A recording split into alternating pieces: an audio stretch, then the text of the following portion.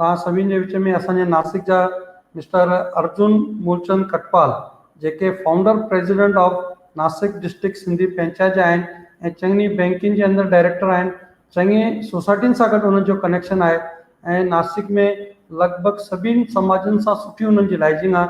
त मां दादा खे इंक्वायरी थोरो हे कंदुसि, रिक्वेस्ट कंदुसि त उहे पंहिंजा वीचार सिंधी भाषा किथे रहिजी वई आहे, छा करणु खपे, कीअं करणु खपे, उन बारे में थोरो इन ॻाल्हि जे मथां रोशनी विझंदा। दादा अर्जुन दास। प्यारा भाउरो, जय झूलेलाल। श्री निहालिनी सर तव्हांखे सिंधी समाज जे इतिहास जी पूरी जानकारी ॾिनी आहे। मां नासिक में 26-27 सालनि खां सामाजिक कार्य कंदड़ नासिक ज़िला सिंधी पंचायत फेडरेशन जे बारे में रोशनी थो विझां। नासिक ज़िला सिंधी पंचायत फेडरेशन की स्थापना अॼु खां 27-28 साल पहले यानी सन 1992-93 में कई वई आहे। 1992 में नासिक सिंधी पंचायत, देवलाली सिंधी पंचायत, उपनगर सिंधी पंचायत के बानीकारनि ऐं कुछ मेंबरनि इहो फैसलो कयो त नासिक तालुके जा सभिनी जी पंचायतनि खे गॾु करे हिक शिखर संस्था, वॾी संस्था तैयार कई वञे।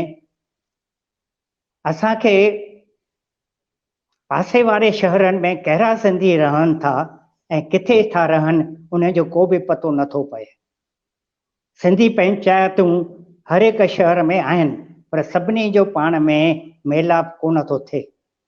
सन 1992 में नासिक देवलाली उपनगर जा कुछ 7-8 मेंबर चूंडिया विया जिन अलग अलग शहरनि में वञी, जीअं त मालेगांव, मनमाड़, निफार, लासलगांव वञी करे उते जे 17 पंचायतुनि जी जानकारी हासिल कई।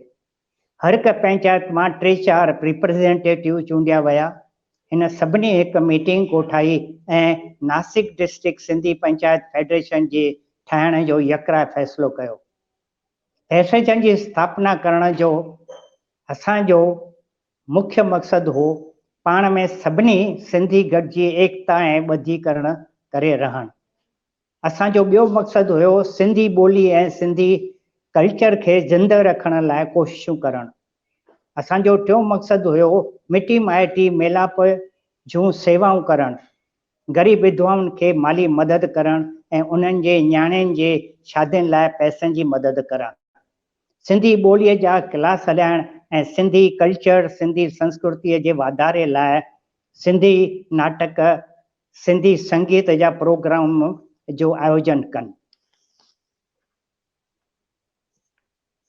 सिंधी ॾिण वार जीअं त चेटीचंड, होली, लाल लोई मल्हाइण।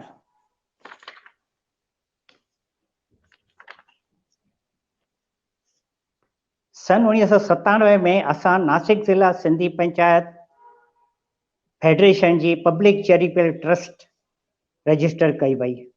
असांजी फेडरेशन जा बानीकार हर साल 4-5 दफ़ा दौरो कंदा आहिनि ऐं हर कंहिं पंचायतुनि सां मिली उन्हनि जो हाल अहवाल वठंदा आहिनि।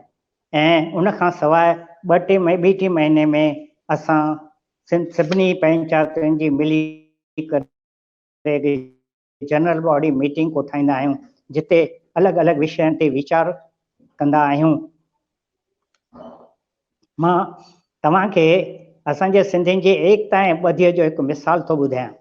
तारीख़ 26/10/2001 ते मालेगांव में कुछ दंगा थिया हुआ जंहिंमें असांजे सिंधी भाउरनि जा 11-12 दुकान सड़ी विया हुया, जो काफ़ी नुक़सानु थियो हुयो ऐं उन्हनि खे पुलिस जे तरफ़ां FIR न मिली रही हुई। छाकाणि FIR मिलण खां पोइ इंश्योरेंस जो क्लेम दाख़िल थी सघे थो।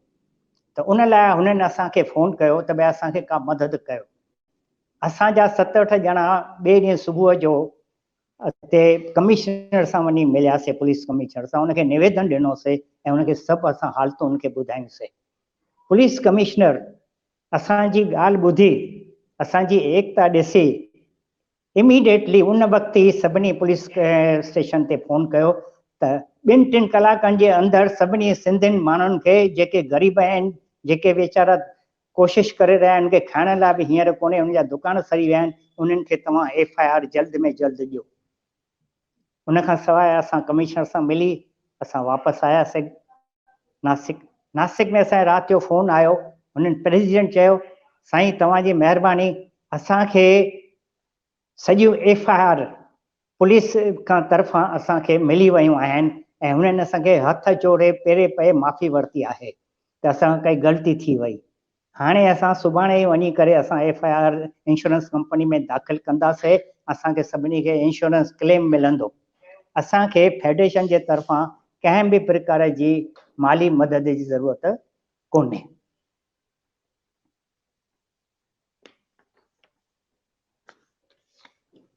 इन खां सवाइ असां कुझु ॾींहं खां पोइ उपनगर में हिकु सिंधी असांजे भाउ जो किराणे जो दुकानु हुयो, उहो सड़ी वियो। हुनखे क़रीबन न बि त यानी 50-60 हज़ार जो नुक़सानु थियो। हू असां वटि रोईंदो रोईंदो आयो त असांखे कुझु मदद कयो। असां पंहिंजी फेडरेशन जी तरफ़ां हुनखे इमीडिएट 25,000 रुपयनि जी असां मदद कईसीं। हू ख़ुशि थियो ऐं अॼु हुनजो दुकानु सुठे नमूने हली रहियो आहे। अहिड़े हिसाब सां असां 26-27 सालनि में अलाए केतिरा ई असां अहिड़ा सामाजिक कार्य कया आहिनि।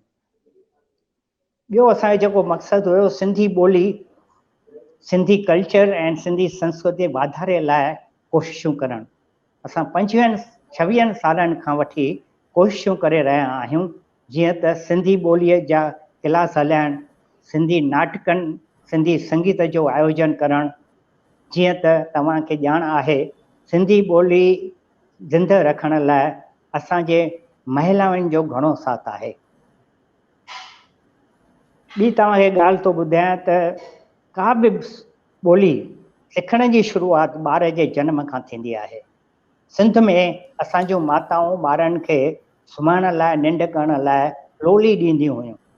लोलीअ में उन्हनि खे ॿारनि खे सिंधीअ में ई उन्हनि खे गीत ॿुधाईंदियूं हुयूं त पुट तूं वॾो थींदे, तूं जवान थींदे, तूं जवानी मारींदे, तूं वॾे उहिदे ते चढ़ंदे, तूं लिखंदे पढ़ंदे कलेक्टर थींदे। अहिड़े हिसाब सां हिननि जे असांजे माताउनि जे लोलीअ में आसीसूं त हुयूं, उन खां सवाइ दुआऊं बि शामिलु हूंदियूं हुयूं। तंहिंजे करे चवंदा आहिनि उहा कीअं विसारिया मां ॿोली जंहिंमें अमर ॾिनी अथमि लोली। अॼुकल्ह असांजे धीअर, असांजे नयूं आयल नूंहर, हिननि खे लोलीअ जे बारे में कुझु ख़बर कोन्हे। जे हुन खां कुझु पुछो वञे त उहे पंहिंजे माताउनि खां, ससु खां पुछनि थियूं व्हाट इज़ लोली मॉम, त उहो उनखे सभिनी खे ॿुधाई भई हीअं हीअं असां हीअं कंदा हुआसीं, चई असांखे त लोली ॿोली ख़बर ई कोन्हे। त मां हिन ससु हुन खां पुछंदी आहे भई तव्हां ॿारनि खे कीअं सुम्हारींदा आहियो, निंड कीअं कंदा आहियो? त हिन कुझु न, असां हुनखे दड़को ॾींदा आहियूं ऐं चवंदा आहियूं बेटा सो जा नहीं तो गब्बर आएगा।